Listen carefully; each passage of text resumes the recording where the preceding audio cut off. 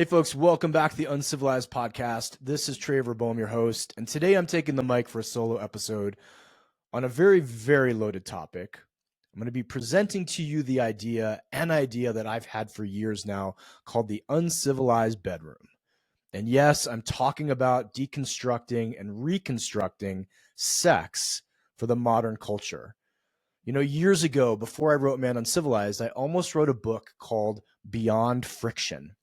And it was going to be all about sexuality and what's possible when we get beyond friction, when we just get beyond the physical act of sex. So I'm going to ask you to put your adult hats on for this, your mature hats, and really feel into and listen to, maybe I'm getting to something that isn't acceptable to even open or talk about societally. But I'm going to open with this sentence. I believe that the sexual paradigm that we have inherited, that has been given to us, that is prevalent, especially here in the West where I live in the US, is broken. The current sexual paradigm is broken. Now let's talk about that. We have the Epstein list. We have the Giselle Pellicott case. We have these Telegram rooms where men are actively sharing tips and tricks on how to drug and assault their wives. We have any moment you want to go on social media, you can find some dude at Home Depot trying to date or have sex with a 13-year-old. We have the deviant, more distorted aspects of sexuality front and center in our faces all day long. And this is a time when humans, at least here in the West, are having the least amount of sex. Like, people are giving up on sex. Least amount of sex, least amount of relationship, least amount of relationship or sex in relationship. We have the orgasm gap. We have people who literally have tried the product, the most important product for continuing humanity and the most pleasurable, enjoyable thing that we can do as humans, and going, yeah, I'm just not interested in that anymore. That to me is a big issue. That to me says that the paradigm that we've been given is broken. And now I view this kind of split in two different ways. The first way, if we look to the right, we have this hypersexualization of the culture, right? I can get porn on a watch. I can get porn on my phone. I can get porn anytime I want, 24 hours a day, 7 days a week. I can get it through OnlyFans. I can get it through Instagram. I can get it through TikTok. I can get it through Snapchat. There is a direct pipeline into the entire humanity of high intensity porn. And I'm not shaming porn here. I'm just talking about it as a fact. We have all of this sexual energy coming at us, incoming, right? We're digesting it. We're swallowing it. We're watching it. We're reading it. We're taking it in. And then on the other side of the coin, we have a purity culture. We have a shame culture. We have a guilt culture. We have suppression of sexuality culture. So we have all of this incoming energy that then gets suppressed or shamed. Or because we don't have partnerships, we don't have relationships, we don't have sexual partnerships, it literally has nowhere to go. Now, to me, that is a recipe for disaster. But rather than take on the culture and try to change the culture and change the church and change how people view about purity and shame and guilt around their sexuality, I just want to present a different option. Thus, the uncivilized bedroom. Now, I have lived, expressed myself, and thrived in alternative sexual communities for about a decade now, since I got divorced, and even probably before I got married, thus why my marriage ended, or one of the reasons why my marriage ended. And so I've been in this world, I've played in this world, I've talked to people in this world, I've interviewed people in this world, I've lived in it. I get it. And so I just want to present a different idea. All right, but before I dive into the uncivilized bedroom, I want to make it very, very, very clear that I'm talking to adults who are having consensual sex with other adults. And I'm talking like full yes, I get it. I've gone through an entire consent conversation, not just I think or I know. I'm talking about consent. One of the things that I love about the BDSM and kink community is that I have literally had 90-minute, 2-hour consent conversations with women who I was just going to tie, just going to do shibari with. No sexual activity, no kissing, no touching of adult parts. And yet we had that deep of a consent conversation. I didn't have a 90-minute consent conversation in my entire marriage. like to give you a little more insight into the broken paradigm. Okay, so here's how the uncivilized bedroom is laid out. And I get it, I may be skipping around. This is one of the first times I'm talking about this publicly. But I lay it out in three ways. Number one, the potential. Number two, the foundation.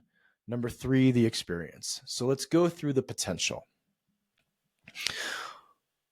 One of the coolest lines I've ever heard about alternative sex, kink, BDSM, or what I'm going to frame as the uncivilized sexual paradigm is it's therapeutic, but it's not therapy. Meaning this will change your life outside of the bedroom. Right? One of the first books I was going to write before Man UNcivilized was a book called Beyond Friction. And it was going to be a new sexual paradigm that was just a couple years too early. I wanted to get Man UNcivilized out first. Beyond friction. Meaning there's a potential for your life to change outside of the bedroom from what you do inside of the bedroom. Right? I think in one of the past interviews I've done with Jamie Thompson, she said the bedroom is like the number one self-development training ground that we don't use. Before I engage with a new submissive or a new partner, one of the first questions I ask her is, what would be most expansive for you? And then the second question I ask, what do you want to do with what we're doing in the bedroom outside of the bedroom? Now, most people have never heard that question. They just kind of look at me blank. Like, what do you mean? Why would I, how does that even translate?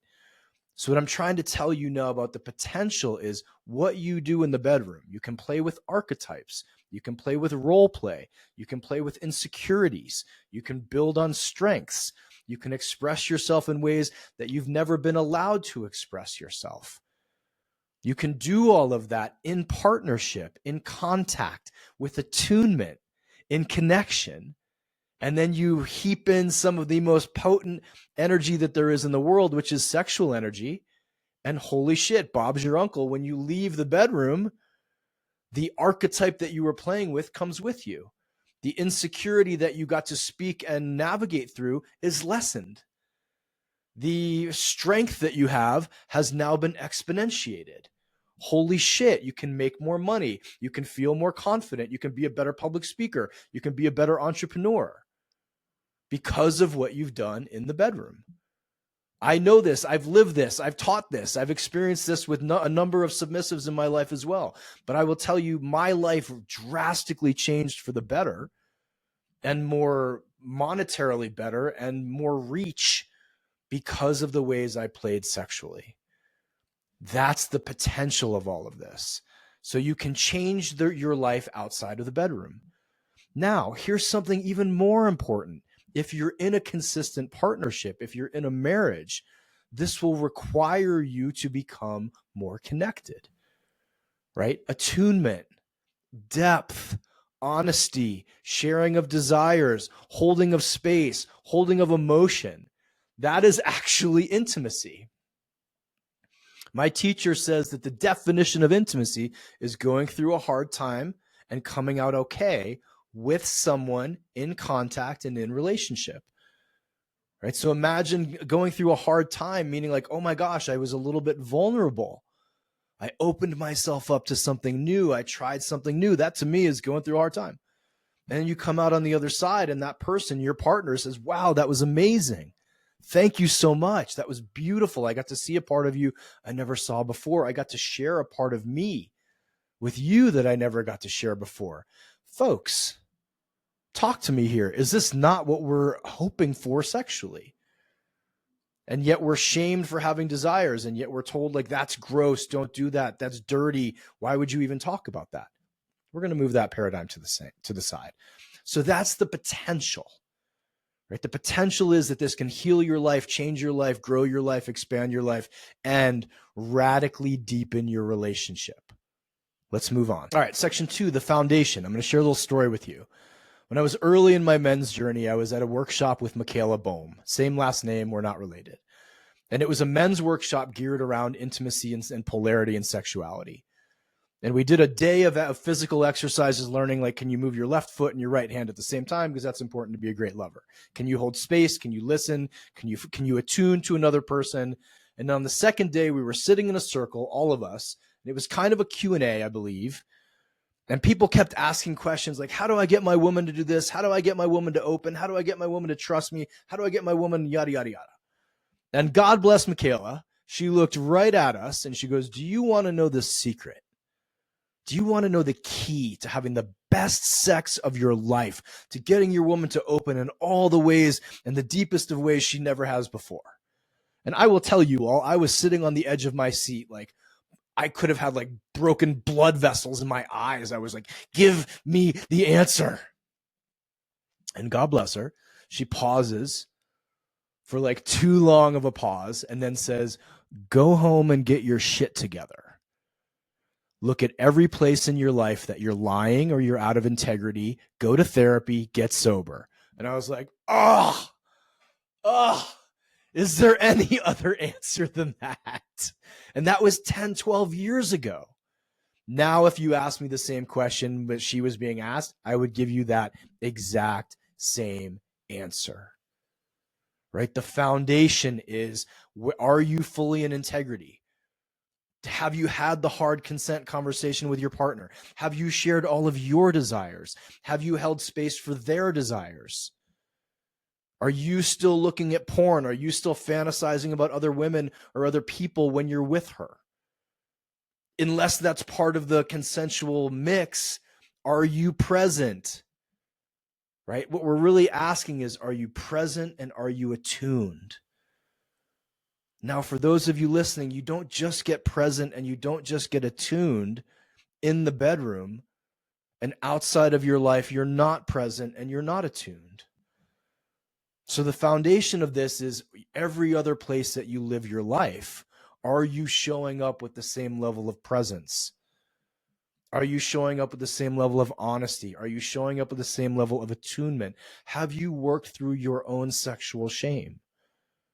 I will sit across from anybody on earth and tell them all of my deepest desires, all of my darkest fantasies, all of the things that I've done, every weird situation that I've been in, the things that haven't worked, the things that have worked, all of it.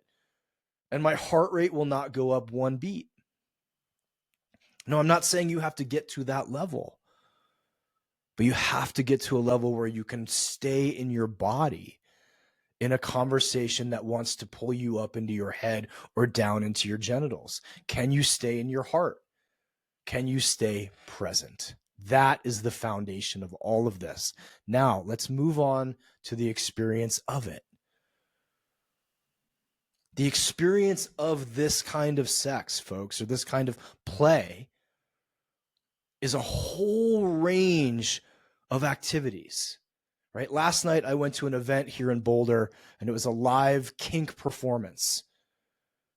The woman was tied. The woman had her clothes cut off of her. She was the submissive. There was a male dominant. There was fire play. There was rope play. There was knife play. There was all kinds of play. And his clothes stayed on the entire time. That's not what I was taught about sex growing up. What I was taught was penetration, like most of us, right? Very standardized model. And my orgasm was the most important, or, hopefully hers was if it came around, but if it didn't, it wasn't that big of a deal. There wasn't any negotiation ahead of time of like, hey, this is what I'm interested in doing.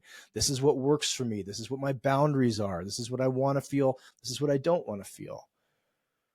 There was no live organic experience where I was reading the person, attuning to the person, trying to take her somewhere she'd never been before. And then afterwards, being in care and in relationship with her, in aftercare, holding her, being with her, asking her, making sure she's okay, bring all those doors that I'd opened, making sure they were slowly and safely closed again. Now, I know this isn't getting to the nitty gritty of like touch here, bite here, lick here, tie here. That's all of the ingredients that you get to play with. But the idea is there's a question. This is the experience. There's a question. Where do you want this to go today? Where do you want it to be? What do you want to play with? What energies are we playing with? What flavors are we playing with? Beautiful. What's a no-go? What's a yes-go? Amazing. I know the ingredients. Then I get to architecture it. I get to become a chef. I go a little bit of that. Ooh, that was too spicy. We'll put that back. A little bit of this. Ooh, a little bit. Oh, she loves that. Ooh, I love that. I'm taking some of this for me. Ooh, I'm giving some of this to her. We've created this whole experience together. It may not have penetration. It may not even have genitals. It may just be energetic play. It may just be verbal. And then there is a coming back together afterwards. Now, I've spent hours designing scenes for play partners, like literally sitting at this desk for 2 hours saying, I want it to start in this room. I want to have this music. I want her to feel like that. I want to feel like this. I want to have this scent in the room. Then we're going to move over here and we're going to play with this. And we're going to do that. Hours. And I get it. A lot of you are going to be like, bro, you don't have kids. I'm not saying this is how it always is. I'm not saying you have to trade your sleepy Sunday morning, like snuggle sex for like, okay, we're following the script. I'm not saying that at all. I'm just adding one more ingredient to what you have to play with, which is hugely relational and hugely connected and has so much space for whatever it is that your partner desires, and they have equal amounts of space for what you desire. This kind of experience, my friends, makes your deepest fantasy come true on a Wednesday night. It becomes reality. It becomes commonplace. The sex I used to watch on porn and fantasize about, I've lived 100 times over. Like, wow, it's amazing. It's Tuesday. We get to do the thing that I used to think may never happen. But it starts with that foundation. It starts with the foundation of I know who I am. I know my shadow. I know where I go when I get triggered. I know how to hold space. I know how to create an experience. I have no attachment to an outcome. And I'm here for that person. And I'm here to create a relational experience. That is the experience and the expression of the uncivilized bedroom. All right, this is basically just to give you a teaser of it.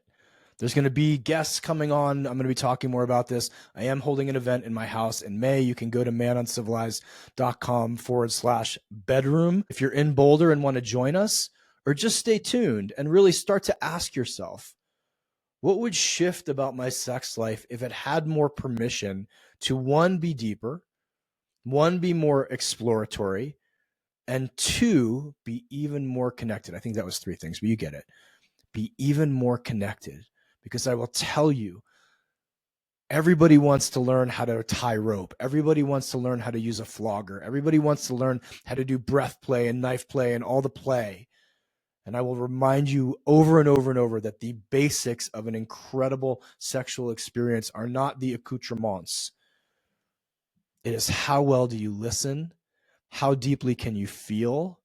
How connected are you willing to be? And how attuned can you stay? All right. If this podcast moved you, excited you, enjoyed it, do me a favor, share it with one person in your life, share it with your partner. If you want, shoot me an email, Traver, Traver @manuncivilized.com. If you're watching this on YouTube, please like, subscribe, leave a comment. And if you aren't following us on YouTube, please do so. All right. Have a great rest of your day.